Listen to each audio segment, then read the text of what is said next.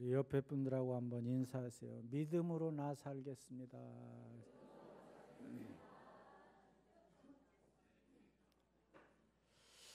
우리가 살다가 보면 어떤 인생의 큰 전환점을 맞게 마련입니다. 여러분이 이제 그런 특별히 인생의 큰 전환점을 맞이한 분도 있을 것이고 또 앞으로 맞이할 분도 있을 것인데 무엇 때문에 어떤 좋은 사람을 만나서 내 인생이 변화된 때도 있을 것이고 또 뭐 예수님을 영접해서 내 인생이 변화된 때도 있을 것이고 여러분 나름대로 다 다를 수 있지만 뭔가 이것 때문에 내 인생에 변화가 있었다, 갈림길이었다 하는 것이 다 있을 것이에요. 베드로에게도 바로 그런 때가 있었습니다. 예수님이 십자가에 달리시기 전에 겟세마네 동산에서 체포를 당합니다. 그때 제자들은 뿔뿔이 다 흩어졌습니다. 대제사장들과 장로들이 무장한 병사들을 데리고 와서 예수님을 체포해 갔어요. 예수님은 아무런 방어를 하지 않으셨어요. 당장의 말씀 한마디면 천군 천사를 동원하실 수 있는 그런 능력 있는 분이셔요. 그러면 왜 아무 방어를 하지 않으셨는가? 그것은 바로 예수님이 이 땅에 오신 목적이 무엇 때문에 오셨기 때문에? 여러분을 구원하기 위해서 오셨잖아요. 그런데 여러분을 구원하려면 반드시 십자가에서 돌아가셔야 돼요. 육신적으로는 피하고 싶은 길이지만 그것이 하나님의 계획이고 그것이 예수님이 세상에 오신 목적이에요. 그러니까 십자가에 달려서 하나님의 뜻을 이루어야 되겠다고 하는 그것 때문에 방어를 하지 않으시고 그대로 당하셨어요. 그래서 안나스에게로 끌려가서 불법으로 신문을 당하고 이제 제사장 가야바에게 인계되었어요. 근데 대제사장의 관저에 갔는데 거기에 성전의 경비병들 또 제사장의 비서들 이렇게 이른 시간이니까 추운 시간이었던 것 같아요. 불을 피워놓고 불을 쬐고 있었어요. 근데 멀찍이 따라가던 베드로가 이들 틈에 끼어가지고 과연 예수님이 어떻게 되실까 이렇게 주의 있게 지켜보고 있었습니다. 근데 그때 한 여종이 다가오더니 바로 이 사람이 예수님과 같이 있었다고 하는 거예요. 이에 베드로는 예수님을 모른다고 부인을 했습니다. 우리가 잘 아는 내용이잖아요. 정말 수제자였던 베드로, 또 그 베드로가 담대했었거든요. 그런 베드로에게는 참으로 얼굴을 들 수 없는 수치스러운 그런 시간이었어요. 그런데 놀랍게도 바로 이 순간이 베드로에게 신앙의 갈림길이 되었다. 정말 베드로의 인생의 역사의 전환점이 되었다고 하는 거예요. 이미 여기까지 오기 전에 마태복음 26장 33절에서 모두 주를 버릴지라도 나는 결코 버리지 않겠나이다. 그렇게 큰 소리를 쳤어요. 누가요? 베드로가 그렇게 큰 소리를 쳤단 말이에요. 그런데 예수님을 모른다고 3번씩이나 부인했단 말이에요. 자, 우리는 이 시간에 초점을 맞춰야 돼요. 예수님이 예언하신 것처럼 다구름 소리가 들리자 순간 베드로는 망치로 한 대를 탁 맞은 것과 같은 충격을 맞게 되었어요. 이미 예수님이 앞에 있을 일을 다 내다보시고 베드로에게 말씀을 해주신 거예요.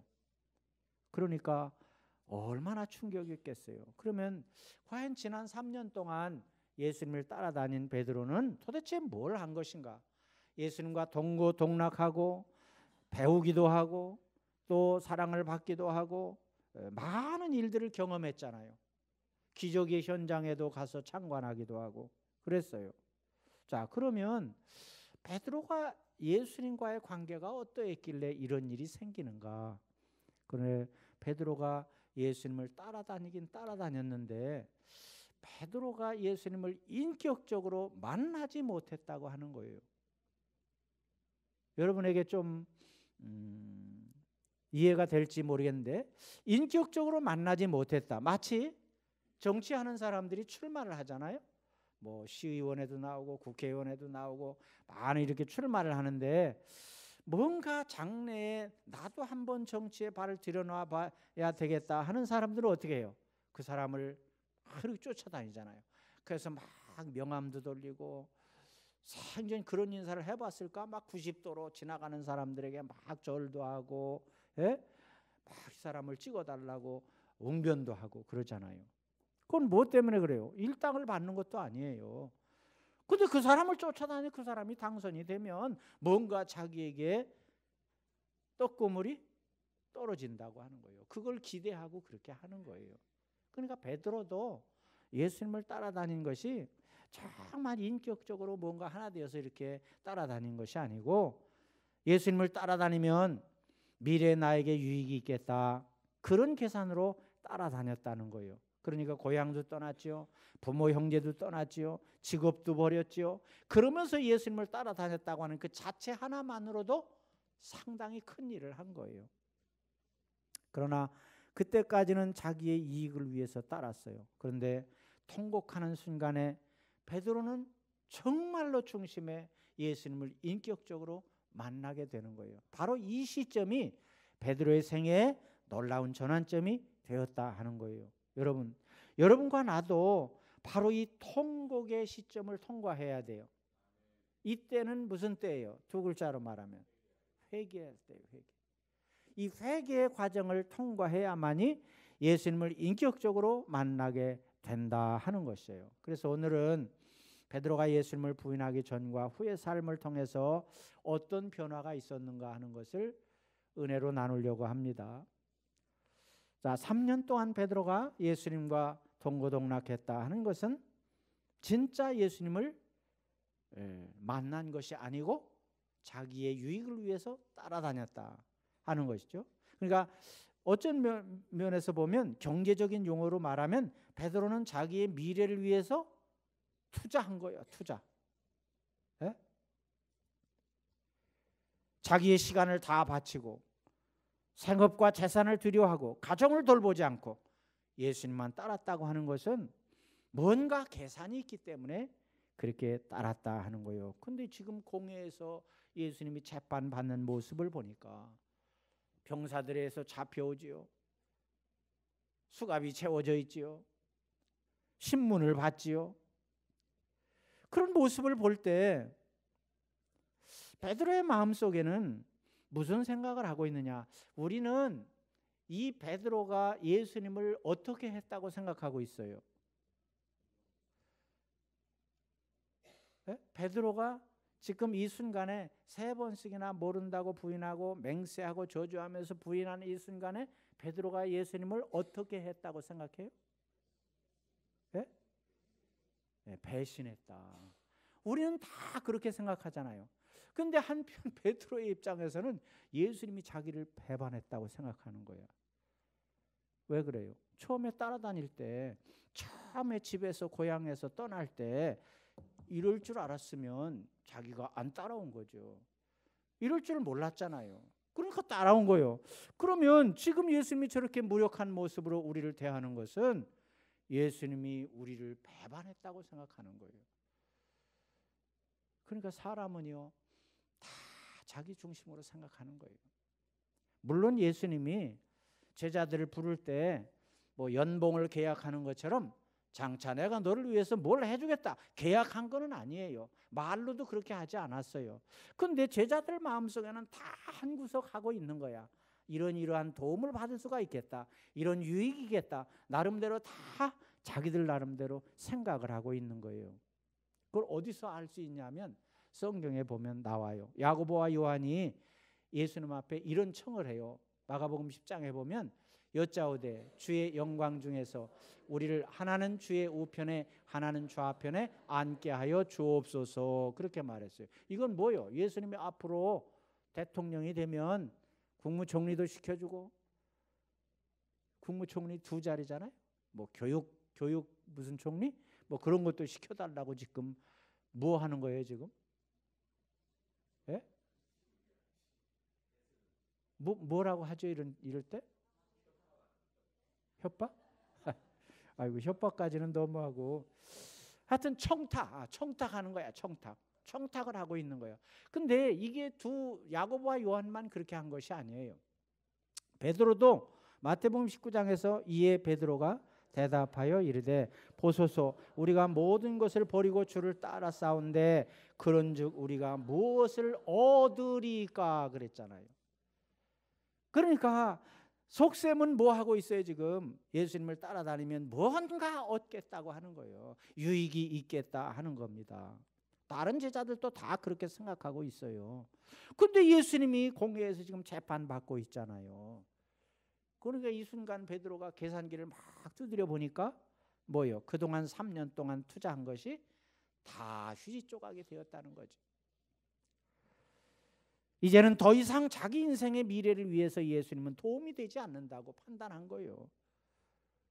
수많은 기적을 행하신 그 능력이 지금 와서 무슨 소용이 있느냐는 거예요. 바다 위를 걷고 파도를 잠잠케 하던 그 신적인 권세가 무슨 소용이 있느냐 하는 거예요. 능력도 없고 권세도 없고 지혜도 없으시고, 네? 이런 무능한 예수님을 베드로는 상상한 적이 없어요. 한순간도 상상한 적이 없단 말이에요. 그러므로 베드로는 예수님을 부인하고 저주한 것이에요. 그 옛날에 뭐 그런 이야기 있잖아요. 옛날에 연탄 뗄 때 어떤 자녀가 아버지가 연탄 배달을 해. 연탄 배달하는 그 리어카를 끌고 이렇게 다녔어요. 옛날에는 골목골목 다니면서 연탄을 배달해 줬어요. 근데 친구들하고 같이 가는데 자기 아버지가 연탄 리어카를 끌고 딱 오는 거야. 그러니까 나는 모르는 사람이다. 그렇게 말했다는 거 아니야, 아들이. 이런 이치와 같은 거예요. 근데요, 이게 베드로뿐만이 아니에요. 우리들도 여러분은 안 그런 것 같으네, 표정 보니까. 우리들도 그럴 수 있다는 거지. 여러분이 예수님을 믿고 하나님을 섬긴다고 하지만 어떤 때는 막 질병을 고쳐달라고 그랬는데 아무런 기척이 없어. 그랬을 때 우리가 얼마나 낙심해요. 하나님이 과연 살아계신가? 어떤 데는 물질의 복을 달라고 막 기도했는데 오히려 더 어려워져. 물질의 복은커녕 더 가난해지고 힘들어져. 그럴 때 어떻게 해요? 하나님이 과연 살아계신가? 우리가 이렇게 푸념할 때가 있어요, 없어요? 있어요. 그 베드로가 우리가 베드로에게 손가락질만 할 것이 아니라 그 베드로 속에는 우리가 들어있다는 거예요. 우리가 들어있다는 거예요. 자, 그러니까 한편으로 보면, 또 다른 한편으로 보면 베드로가 아무리 수제자로서 훈련을 받고 이렇게 했다고 할지라도 인간은 어때요? 연약하다는 거예요. 연약하다. 맹세하고 막 도장을 찍고 손가락을 걸고 별짓을 해도 그 약속을 지킬 수 있는 힘이 우리들에게는 없다고 하는 거예요. 한 랍비가 유대인에게 물었어요.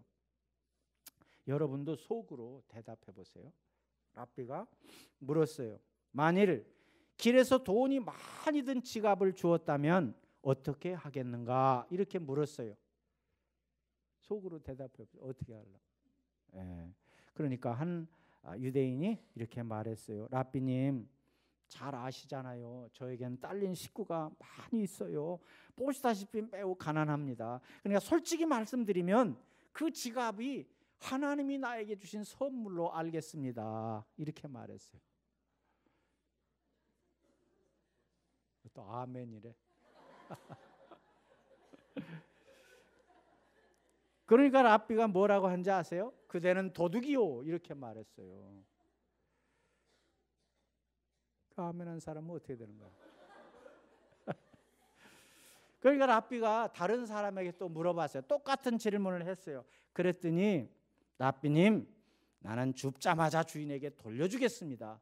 이렇게 말했어요. 그러니까 랍비가요, 그대는 바보요. 그렇게 말했어. 바보라고 말했어요. 그래서 세 번째 사람에게 물었어요. 그랬더니 이 사람은 랍비님, 그런 걸 주면 주인에게 돌려줘야 된다고 하는 것을 제가 잘 알고 있습니다. 그런데 한편으로는 제가 돌려줘야 되는데 제가 연약하다고 하는 것도 또 잘 알고 있습니다. 많이 망설이게 될 것이고 고민하게 될 것입니다. 다만 그런 일을 당하게 되면 하나님의 인도하심에 따라 결정하게 될 것입니다. 그렇게 대답을 했어요. 그러니까 랍비가요, 그래, 그대가 옳은 대답을 했다, 그렇게 말했어요. 여러분, 우리도 그러잖아요. 우리도 하나님의 자녀로서 똑바로 살아야 된다는 거 잘 알잖아요. 예? 그런데 한편으로는 그렇게 살고 싶지만 그렇게 할 수 없다고 하는 것도 또 우리가 잘 알고 있잖아요. 그러니까 베드로처럼 폭풍과 비바람이 몰아치면 그냥 추풍 낙엽 떨어지듯이 이렇게 흔들리게 될 것도 우리를 알고 있어요. 여러분 중에 만약에 나는 절대로 흔들리지 않는다, 나는 베드로처럼 그렇게 무력한 모습을 보이지 않는다고 자신 있게 말한다고 한다면 그것은 교만에 차서 자기 스스로 속고 있을 뿐이에요. 우리는 어떻게 될지 몰라요. 그것이 연약한 인생이에요. 왜냐하면 우리는 풀잎처럼 약한 존재이기 때문에 그래요. 정말 지금처럼 이렇게 살아갈 수 있다고 하는 것은 우리가 잘나서 그런 것이 아니라, 우리가 힘이 있어서 그런 것이 아니라 하나님의 은혜로 우리를 이끌어 주셨기 때문인 줄로 믿습니다. 그러니까 우리 안에는 더럽고 추한 것들이 있어요. 그런데 하나님의 은혜의 보자기로 우리를 다 이렇게 덮어주었어. 근데 그게 보이지 않고 그게 나타나지 않을 뿐이에요. 이런 겸손함이 우리에게 있어야 될 것입니다. 베드로를 향해서 누가 돌을 던지겠어요? 자, 그런 베드로에게 인생의 대전환점이 찾아왔어요. 누가 보아도 베드로는 수치스러운 모습이잖아요. 제자 그냥 평제자라면 또 몰라. 제자 중에 대표잖아요. 수제자잖아요.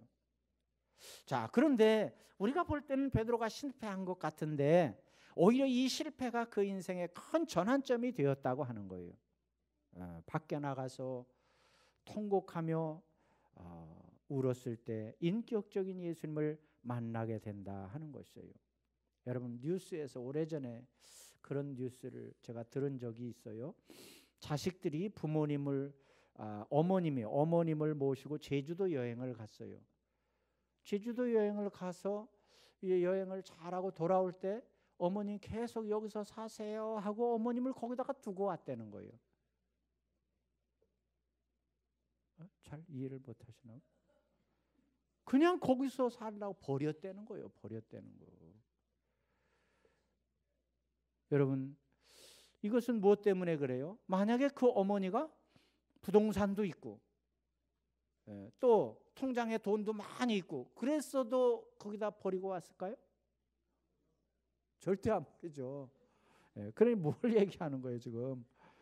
부모님이 재산을 많이 가지고 있으면 자식들이 야, 아직도 부모님과 거래할 투자 가치가 있다, 이런 세속적인 표현을 해서 죄송한데 그런 생각을 가지고 있다는 거예요. 그러면 그것은 뭐예요? 인격적으로 부모님과 자식의 만남이 아니라는 거예요. 그거는 거래 상대로 대하고 있다고 하는 거예요. 그래요. 부모님이 능력이 없어도 병들어 고통을 당하셔도 자식된 도리로서 내가 부모님을 잘 모셔야 된다고 하는 이런 인격적인 만남이 있을 때만이 정말 부모와 자식 간에 아름다운 관계가 이루어진다고 하는 것이죠. 그러니까 베드로와 예수님과의 관계도 그와 똑같아요. 그것이 이루어지지 않았기, 인격적인 만남이 없었기 때문에 예수님을 모른다고 부인하게 되었다는 거예요. 예수님을 세상에 아무 기대 없이 순수하게 따를 때 비로소 참 믿음이 시작되는 그 시점인 줄로 믿습니다. 여러분도 내가 예수 믿고 부자가 되지 않아도, 내가 예수 믿고 병 고침을 받지 않아도, 예수 믿고 자식들이 잘 되고 사업장이 잘 되고 그런 것이 없다고 할지라도 내가 예수님을 믿음으로 구원을 받고 그래서 하나님의 자녀가 되고 그래서 천국에서 영생을 누리는 복을 누린다고 하는 그 엄청난 복에 대한 관심을 가지고 예수님과 인격적인 만남이 이루어진다고 한다면 그것이 진짜 믿음이라는 거예요. 믿습니까? 나는 바라기는 여러분 모두가 그런 참 믿음의 소유자들이 다 되시기를 바랍니다. 그러니까 보세요. 예수님이 무참하게 십자가에 달리셨잖아요. 십자가에 달리기 전에 엄청나게 매를 맞았잖아요. 우리 성찬식 때 여기 영화 화면으로 동영상을 보잖아요. 그렇게 맞았단 말이에요. 그런 예수님을 보면서 무슨 기대를 하겠습니까? 내 장래의 유익을 위해서 예수님을 따랐다고 한다면 그런 예수님을 보면서 무슨 기대를 하겠는가? 그러니까 실망할 수밖에 없고 좌절할 수밖에 없지요. 솔직히 말하면 우리들도 사람들을 만날 때도 그러잖아요. 사람들을 만날 때도 뭐 만나서 유익이 있어야 그 사람을 만나지. 뭐 때문에 시간 낭비하고 돈 낭비하고 그 사람을 만납니까? 이런 속셈이 우리들에게 있잖아요. 그러면 인격적인 만남이 되지 못하는 거예요. 심지어 예수님을 내 인생의 성공을 위해서 이용하려 든다고 한다면, 예수님의 인격 자체를 외면하고 예수님을 내 인생의 성공을 위한 투자 가치로 생각한다고 한다면 베드로와 같이 예수님을 맹세하고 저주하고 부인하는 자리에 이르게 된다 하는 것이에요. 예수님이 누구셔요? 예수님은 누구셔요? 하나님이셔요. 하나님이셔요. 예수님이 사람들 눈앞에서 침뱉음을 당하고 세상 권력 앞에서 속수무책이에요. 세차게 뺨을 맞고 무서운 채찍에 맞으셔요. 정말 무력한 모습이잖아요. 그런 예수님을 정말 우리가 따를 수 있어야 된다. 그것이 진짜 믿음이라고 하는 거예요. 오늘 여러분 가슴에 손을 얹고 냉정하게 생각해 보세요. 그럴지라도 나는 예수님을 따르겠습니다. 이렇게 고백할 수 있어야 될 줄로 믿습니다. 그러니까 베드로는 그 전까지는, 예수님을 모른다고 부인하기 전까지는 전혀 그런 걸 몰랐어. 유익을 위해서 따라다녔어요. 그러니까 예수님을 영접하고 믿고 영접하고 그 예수님과 하나가 되어서 다닌 것이 아니라 그냥 뒤 졸졸졸졸 쫓아다녔어요. 그러나 이제 닭울음 소리를 듣고 밖으로 나와서 통곡할 때 그 인생의 전환점이 되었다 하는 거예요. 예루살렘에 가면 베드로 기념교회라고 하는 교회가 있어요. 근데 교회가 있는데 그 교회 주 십자가 탑에 큰 십자가가 있고 그 밑에 작은 십자가가 하나 있는데 그 작은 십자가 위에 닭 한 마리가 앉아 있어요. 지금도 있어요. 그게 무슨 닭이냐면 이때 울었던 그 닭이에요. 아니, 닭이 올라 있다는 게 아니라 쇠로 만들거나 그렇게 만들었겠죠. 닭이 있단 말이에요. 그러니까 그걸 볼 때마다 우리는 무슨 생각을 하겠어요? 예수님을 부인했던 그 베드로의 생각이 날 거 아니에요. 근데 그건 매우 중요해요. 내가 이 제목을 정하면서 꽃기호 신앙이라고 정할까 하다가 그렇게 안 정했어요. 안 정하고 이렇게 정했는데 그 순간이야말로 베드로에게는 수치스러운 순간이었지만 정말 자기의 모든 것이 다 땅바닥으로 떨어지는 순간이잖아요. 그런데 정말 예수님의 말씀이 생각나서 눈물을 흘렸다. 마태복음에 보면 오늘 밤 닭 울기 전에 내가 3번 나를 부인하리라. 바로 이 일이 있기 얼마 전에 예수님이 장차 있을 그것을 예언으로 말씀하신 거예요. 그러면 정말 우리가 말씀을 믿는 중요한 신앙이었다고 한다면 그 말씀을 어떻게 했어야 돼요? 주의 깊게 듣고 잊지 말았어야 되겠죠. 그런데 그거를 어떻게 했어요?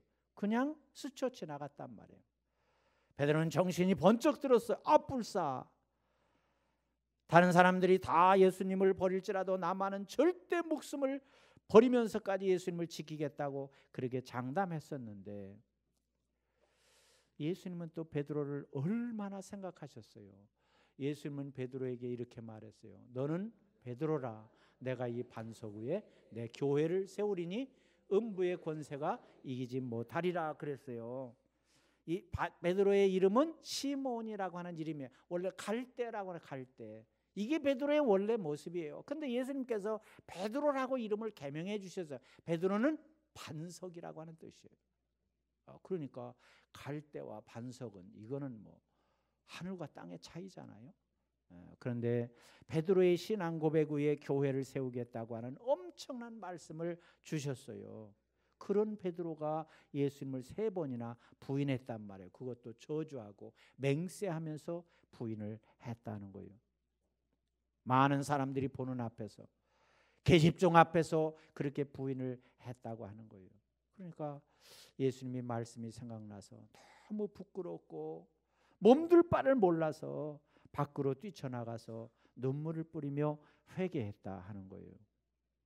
자, 그러니까 앞에서 말한 대로 바로 이 순간이 베드로가 중심으로 회개하는 순간이었다. 회개하게 되면 하나님은 용서해 주시고 받아주신다 그랬죠. 자, 제가 새벽 시간에도 그런 말을 했는데 바위덩어리만한 큰 죄가 있다 그래 보세요. 그리고 막 현미경으로 봐야 될 정도로 작은 죄가 있어요.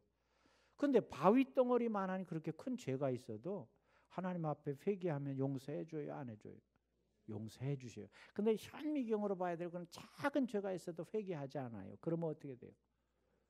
하나님이 용서해 주시지 않는단 말이에요. 그게 중요한 거예요. 그러니까 베드로는 눈물을 뿌리며 회개했다 하는 거예요. 그러니까 베드로가 어떤 사람이 돼요? 이 이후로 베드로가 엄청 다른 사람이 됐잖아요. 나중에는 어떻게 돼요? 순교를 당할 때 예수님은 올바른 자세로 십자가에 달려 돌아가셨는데 내가 감히 어떻게 그렇게 죽을 것인가? 그래가지고 베드로는 거꾸로 달려서 죽었다 그러죠. 거꾸로 달려서. 그런 사람으로 변화되었다 하는 거예요.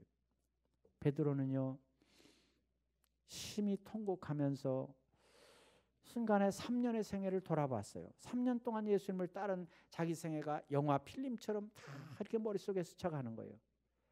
정말 내가 바랐던 대로 내가 무슨 예수님이 만들어준 벼슬자리에 올라간 것도 아니고 내가 꿈꿨던 그 꿈이 이루어진 것도 아니고 내 인생의 미래에 대해서 아무것도 하신 일이 없지만 3년을 돌아볼 때 뼛속에서 우러나오는 사랑으로 내가 예수님께로부터 사랑을 받았다고 하는 것을 깨닫게 돼요. 이 땅 위에서 삶을 돌아보면 아무 유익이 없이 결국은 내가 투자한 모든 시간들이 손해로 끝나는 것 같았어요. 그런데 인격적인 예수님을 만나고 보니까 어때요? 더 좋은 것을 내가 받은 거예요. 이 세상에 무엇과도 비교할 수 없는 엄청난 것을 받은 거예요. 그러니까 지금 예수님을 볼 때 아무것도 보이지 않아도 그보다 더 큰 것, 엄청난 것을 보게 되었다. 그래서 베드로는 이 세상의 지푸라기와 같은 자기 인생을 이제는 다 버리게 되었다는 거예요. 자기가 그렇게 유익을 원하던 그런 속된 마음들을 다 버리게 되었다 하는 거예요. 그래서 인격적으로 만나니까 어때요? 그 예수님이 나와 같이 있어. 그 예수님이 나를 안아주시고 품어주시는 것을 느꼈다고 하는 거예요. 여러분 우리의 신앙도 똑같아요. 하나님이 어떻게 느껴져요? 지금 이 순간에 여러분이 하나님이 어떻게 느껴지는가? 하나님이 하늘에 계신 것처럼 느껴지는 분이 있어요. 그래서 어떤 때는 내가 막 고함을 쳐야 하나님이 들으실 것 같고 그래요? 또 어떤 사람은 하나님이 지금 나와 같이 계셔. 나를 안아주신 것 같아. 은혜를 받게 되면 나를 품에 안아주신 것 같아. 내 손을 붙잡고 인도해 주시는 것 같아. 바로 베드로가 이 회개 후에 베드로가 변화되기는 바로 예수님이 그렇게 내 안에 오셔서 나를 손을 잡아주시고 나를 품에 안아주시고 그런 것을 느끼게 되었다고 하는 거예요. 이것이 바로 하나님의 은혜인 줄로 믿습니다. 여러분 은혜 받게 되면요 하나님이 어때요? 가까이 계신 것을 느껴. 나와 같이 계신 것을 느껴. 실제 성령님이 여러분 안에 계시잖아요. 그분이 여러분을 안아주시고 품어주시고 인도하시잖아요. 그러니까 내 직장에 뭐 승진이 안 되어도 물질에 큰 복이 없어도 지금 내가 병원에서 고통받으며 살고 있어도 예수님과 인격적인 관계가 있게 되면요 감사가 나오고 기쁨이 나오게 되는 줄로 믿습니다. 이런 예수님을 믿는 것이 진짜 믿음이라 하는 거예요. 믿습니까? 그러니까 그런 예수님을 믿지 못하면 문제만 터졌다 하면 어떻게 돼요? 시험 들어서 아예 예배도 안 나와. 기도 생활도 하지 않아. 그거는 뭐냐? 그건 항상 하나님이 나의 유익을 위한 도구로 생각하는 거예요. 어려움이 있을 때마다 하나님이 오셔서 내 문제를 해결해 주기를 바라는 무슨 변호사인가? 법무사인가? 아니면 주치의인가? 그렇게 생각하고 있다는 거예요. 그렇기 때문에 우리가 원망하고 불평한다고 하는 거예요. 사랑하는 여러분, 우리가 하나님을 믿는 것은, 우리가 예수님을 믿는 것은 그 시시하게 세상에 보이는 그런 것 때문에 믿는 것이 아니에요. 이 세상의 것은요, 순간적이잖아요. 아무리 권세가 많은 사람도, 아무리 물질이 많은 사람도, 요즘 최고의 권세를 가지고 있고 최고의 물질을 많이 가진 사람들 다 어디에 가 있어요? 잘 알잖아요. 그러니까 그것 가지고 되는 게 아니라는 거죠. 그것 가지고 되는 게 아니에요. 그래서 우리는 제대로 된 신앙생활을 해야 되겠다. 제대로 된 신앙생활을 해야 돼요. 그래서 예수님과 더불어, 여러분 안에 계신 성령님과 더불어 항상 그분이 주시는 은혜 가운데서 늘 감사하고 기뻐하며 살아가는 그런 여러분들이 되시기를 바랍니다. 이 세상의 것, 있다가 없어질 것, 새 것이었다가 낡아질 것, 그런 것들을 위해서 막 안달하며 살지 말고 그런 것을 좀 뛰어넘어서 살아야 돼요. 그래서 하나님이 주신 은혜 가운데서 항상 감사하고 또 기뻐하며 살아가는 여러분들이 다 되시기를 바랍니다. 여러분 중에 아직 예수님을 인격적으로 만나지 못한 분이 있을 거예요. 그래서 기적을 행하시고 능력을 행하시는 예수님만 보고 따랐다고 한다면 이제는 인격적인 예수님을 만나야 돼요. 그래야 우리가 제대로 된 신앙생활을 할 수 있다 하는 거예요. 여러분, 그것이 바로 그 시점이 우리 인생의 갈림길인 줄로 믿습니다. 그래서 그 길이 좁다고 하더라도 그 길로 가야 된다. 많은 사람들이 환호를 받는 길이 아니라고 할지라도 우리는 그 길을 가야 결국 하나님의 자녀로서의 품위를 지키며 살아갈 수가 있을 줄로 믿습니다. 이 길을 가려면 통곡하는 아픔이 있어야 돼요. 회개의 눈물이 있어야 된다고 하는 거예요. 여러분, 이스라엘 민족을 애굽에서 인도해냈잖아요.